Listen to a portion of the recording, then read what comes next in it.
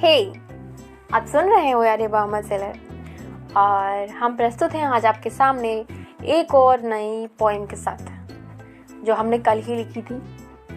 और ये पोएम जो है वो एक दो फ्रेंड्स हैं, गर्ल होती हैं वो दो फ्रेंड्स हैं और उनके बीच में थोड़ा सा तकरार है। हालांकि वो कहती हैं कि हाँ ऐसा वैसा है, तुम ये हो वो हो मेरे लिए वगैरह वगैरह, बट एक कन्वर्सेशन टाइप का है और एक तकरार है इस पोएम में। लास्ट तक वो तकरार रहती है। इसमें थोड़े से एक दो कन्वर्सेशंस हैं एक दूसरे के कि वो कुछ कह रही है वो कुछ कह रहा है, तो सब कविता में है। और ये कैसा लगेगा आपको मुझे बताइएगा आप, और आपको हमारा जो गुड़िया मेरी गुड़िया सॉन्ग है वो कैसा लगा था मुझे बताना मत भूलिएगा प्लीज़। एंड चलिए बिना देरी किए हम सुनते हैं इस पोएम को। इसमें देखिए मैंने दो कैरेक्टर्स रखे हैं, एक सखी है और एक मेरा नाम खुद है।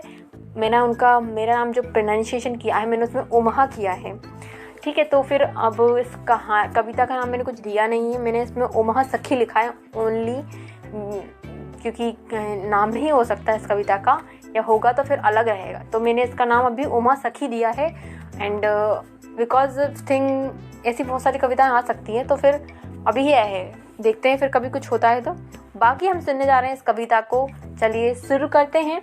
मैं इसमें आपको बताने जा रही हूँ पहले कि चलिए कौन बोलेगा पहले। अब इसमें मैं बोल रही हूँ, मानो उमा बोल रही है इसमें। चलिए सुनते हैं कविता उमा सखी। उमा कहती है, मैं चाहत में गुमसी में राहत की आशिक, मैं चाहत में गुमसी में राहत की आशिक, मैं फितूर हवा सी मैं बहती नदिया सी, मैं खिलती कली हूँ मैं उड़ती तितली हूँ, रंगों से रंगी हूँ मैं उलझी मटमेली अलबेली, मैं एक पहेली हूँ, मैं बारिश की बिजली हूँ पतझड़ का सावन बसंत की बहार फूलों की महक, मैं एक अकेली तेरी सहेली हूँ, तू प्रियतम है मेरा मैं तेरी प्रेम बेली हूँ, तू प्रेम का कागज मैं तेरी लेखनी हूँ।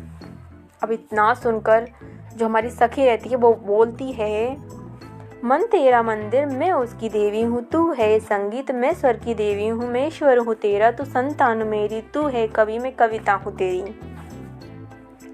तू घर है बिटिया तो मैं माता हूँ तेरी। चलिए ठीक है। अब उमा बोलती है तू बनती सखा तू बनती पहेली, कभी मेरा प्रेमी कभी मेरी सहेली, कभी मेरी मन्नत कभी मेरी मर्जी, कभी तू है जादू कभी तू है फर्जी, चलाती है तू करती अपनी मर्जी के सारी सखियां हैं ऐसा ही करती। Hey this conversation ended. Okay so तो यही था।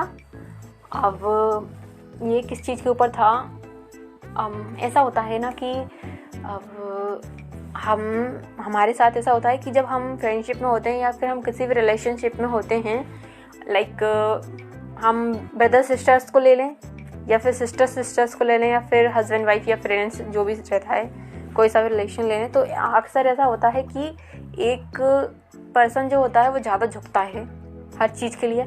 फिर ऐसा होता है कि ना अब जब लड़ाई होती है तो हम कहते हैं कि तू अपनी बात मनवाता है, तू अपनी चलाता है मेरी नहीं सुनता। तो फिर कहीं ऐसा आता है, क्योंकि होता है कि जैसे अब ब्रदर सिस्टर्स में कहें तो हम मानते तो एक दूसरे को बहुत हैं, रिस्पेक्ट भी करते हैं, पर क्या होता है कि कहीं नहीं कहीं कई मामलों में जैसे हम कहें मम्मी आप इसकी क्यों सुनते हो या फिर इसकी ही क्यों करते हो, तो फिर हमको कहना आ जाता है कि यार क्या सब लोग ऐसे ही होते हैं।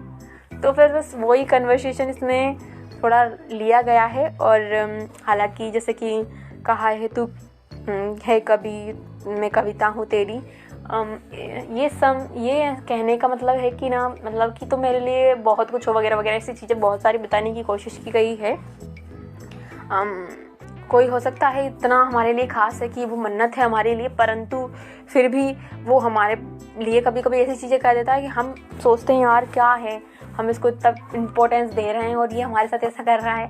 हालांकि वो दुश्मनी वाला सीन नहीं रहता है, वो थोड़ा जेलसी और थोड़ा अपने लिए थोड़ा वो रहता है पॉजिटिवनेस वाला।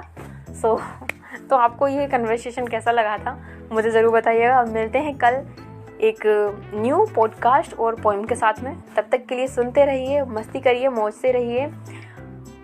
Thanks for listening. सुनते रहिए ओ यार मोहम्मद सेलर।